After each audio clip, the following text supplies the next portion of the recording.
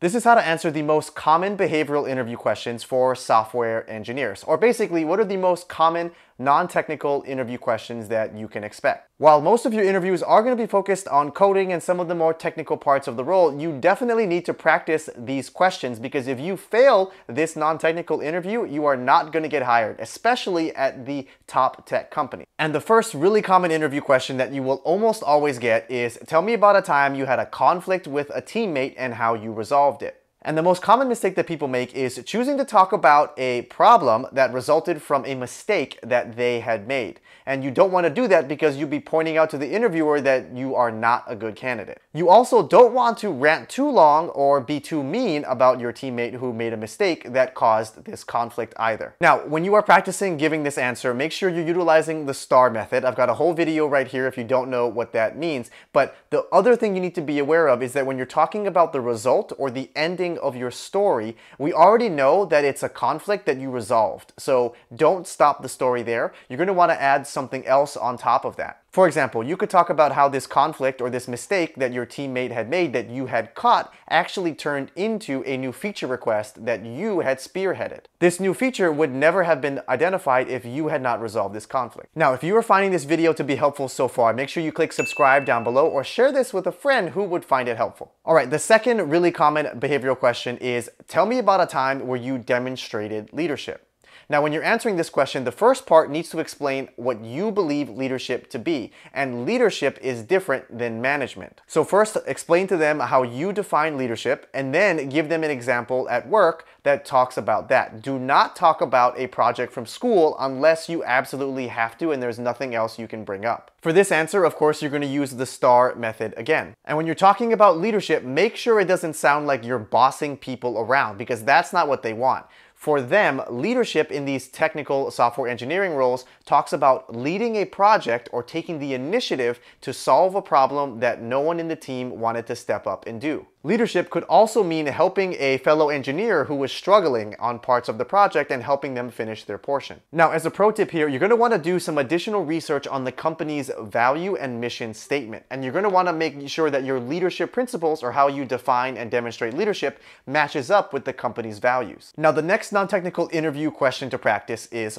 imagine that your teammate was not performing well. How would you handle this situation? Do not use the STAR method, because this is an imaginary hypothetical scenario. When you're trying to explain how you would deliver or give bad news to a teammate, you're going to want to make sure that it's constructive and you're not going to want to put anybody down. You can maybe even talk about the sandwich method, where you give a compliment followed by some criticism followed by the compliment. The most important part of this answer is making sure you don't come across as condescending or too arrogant. You're also going to want to show empathy, because you know that everybody makes mistakes. And another really key part of your answer is talking about how you would also ask and look out for feedback as well. Oh, and make sure you're thinking about the broader picture for the company or the product or the team as a whole. Usually, if someone is underperforming, it's not because they don't know what they're doing or they're not technically qualified. There's usually an underlying root cause, which is what you're going to want to uncover as a part of your answer. Okay, the next behavioral interview question is, what would your manager say about you? This is a tricky question because it's actually a disguised version of what are your strengths and weaknesses. Or they're going to basically want you to share something that your manager would say that is good about you and something that is bad about you, or an area that you need to improve on. And when you talk about things that you are good at, make sure you're talking about things that are technical and related to the role. And make sure you give a very brief example that demonstrates and proves that you are actually good at this. The same thing goes for your weakness. For your weakness, make sure you give an example of how you're working to improve on it. But most importantly, when you talk about an area of improvement for yourself that your manager would say, do not say something that is super critical to the job, or do not say something that is going to make you look really bad. You should pick something that's honest but not important to the job, like public speaking. The next question you need to practice is, why are you looking to switch? Even if you didn't apply for this job and a recruiter found you on LinkedIn, that should not be your answer. They are basically asking, why do you want to work here? This is not the time to air out your dirty laundry or to rant about how you hate your current manager or your current job, or that you want to get a promotion or a pay raise. This is your opportunity to show them that you are really excited about the company and the product itself. Your excitement is going to be the most important part of the answer. They want to feel your energy and know that you're genuinely excited to come and work there. Also, you don't want to make it sound like you're running away from something because it'll take away your leverage and your negotiating power later on. So basically, you're going to want to talk about why your company is so exciting to you, why you are so personally connected to the company's mission or the product, and why you're excited about there.